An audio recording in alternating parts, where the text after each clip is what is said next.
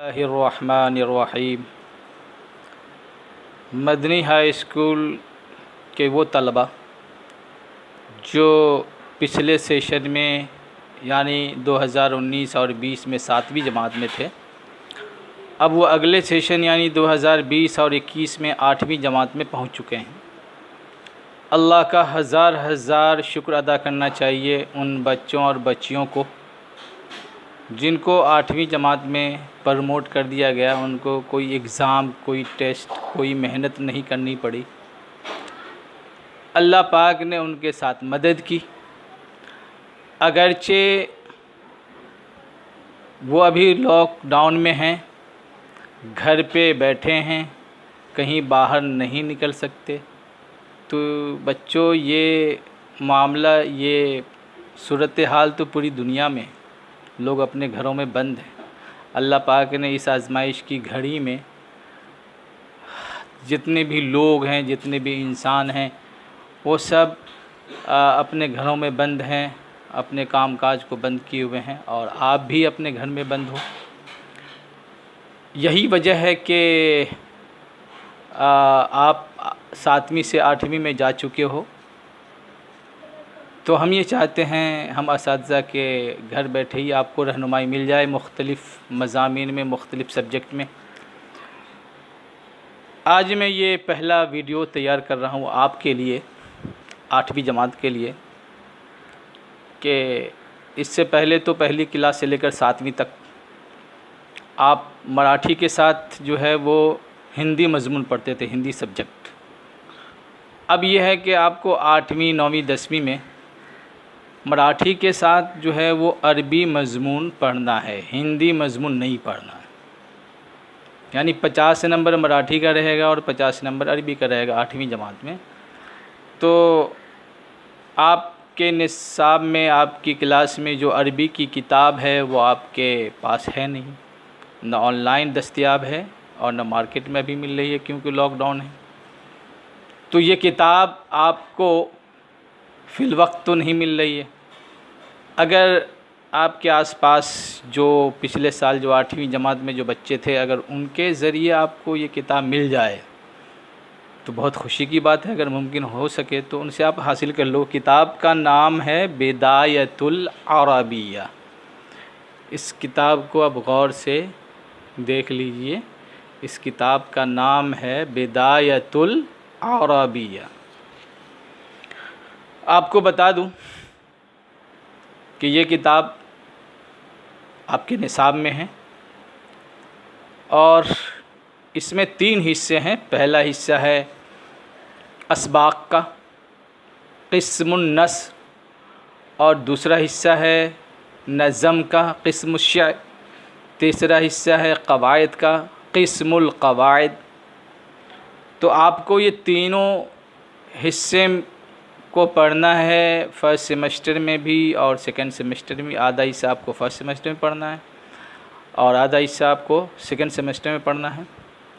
तो ये किताब जो अरबी की है, आपने इससे पहले तो अरबी ज़बान जो पढ़ी है वो कुरान पाक की शक्ल में, नमाज में जो दुआएं हैं, तस्बीहात हैं, उनकी शक्ल में।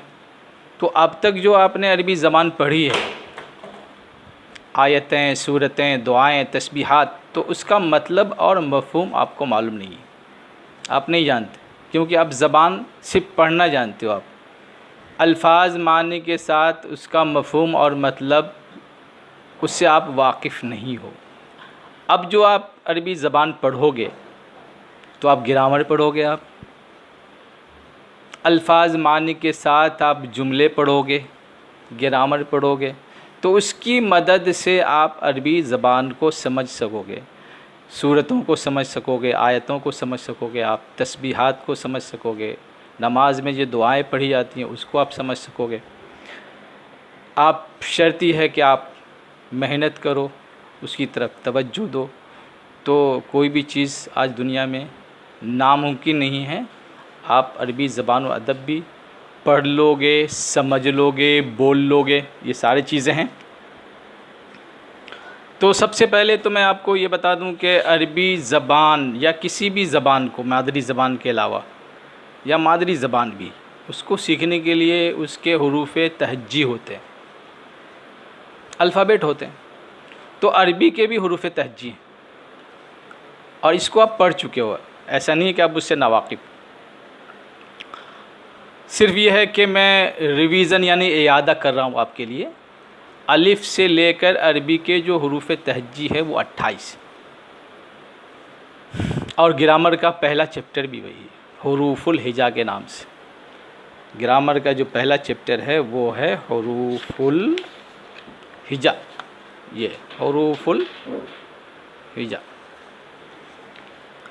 अब इसमें अलिफ से लेकर या तक जो 28 हुरूफ हैं तलफ़्फ़ुज़ के साथ, आपने इससे पहले जिस अंदाज़ में भी पढ़ा हो, नूरानी कायदा में पढ़ा हो या जो भी किसी मकतब में मदरसे में आपने पढ़ा हो, तो अच्छी बात है, आपने पढ़ा है उसी अंदाज़ में।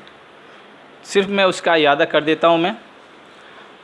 अलिफ, बा, ता, सा, जीम, हा, खा, दाल, जाल, रा, ज़ा, सीन, शीन, स्वाद, ज़ाद, ता, ज़ा, ऐन, गैन, फ़ा, क़ाफ़, काफ, लाम, मीम, नून, हा, वाव, या।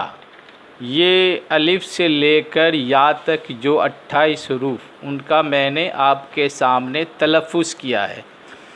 तो इसी तरह आपको अदा करना है और इसी तरह उसकी मश्क करनी है। आपको अपनी ज़बान से उसको दोहराना है, समझना है। और आपकी किताब में हुरूफ़ुल हिजा वाले चैप्टर में जो हुरूफ दिए गए हैं, उसको अल्फाज के दरमियान उसको मिला के किस तरह लिखना है, इमला किस तरह करना है इन सारे हुरूफ को, तो ये आप जानते हो पहले से, क्योंकि आप उर्दू ज़बान भी आप जानते हो। उर्दू ज़बान में ये सारे हुरूफ़ तहज्जी जो 28 है अरबी के, ये सारे हुरूफ जो है वो मुस्तामल है, यानी इस्तेमाल किए जाते हैं। तो आप उसके इमला का तरीक़ा आपको अच्छी तरह मालूम। मैंने आपके सामने में हुरूफ़ तहज्जी की जो 28 हुरूफ हैं उसका तलफ़्फ़ुज़ किया है, आप उसका यादा करो और अल्लाह पाक आपकी मदद फ़रमाए। और ये जो आज़माइश की घड़ी आई हुई है उसमें आप अल्लाह पाक से मदद तलब करो, अपने घरों में रहो, हुकूमत के ज़वाबित का ख़याल रखो आप, और समाजी दूरी बनाए रखना है। और घर से तो बाहर बिल्कुल जाना ही नहीं है। अपने वक्त को अच्छे कामों में गुजारिए, दीनी किताबों का मुताला कीजिए, मालूमाती किताबों का मुताला कीजिए, और स्कूल से जो कुछ भी आपकी रहनुमाई की जा रही है उसको ध्यान से उसको समझिए, पढ़िए, कॉपी में भी लिखिए। अस्सलामु अलैकुम व रहमतुल्लाहि व बरकातुहू।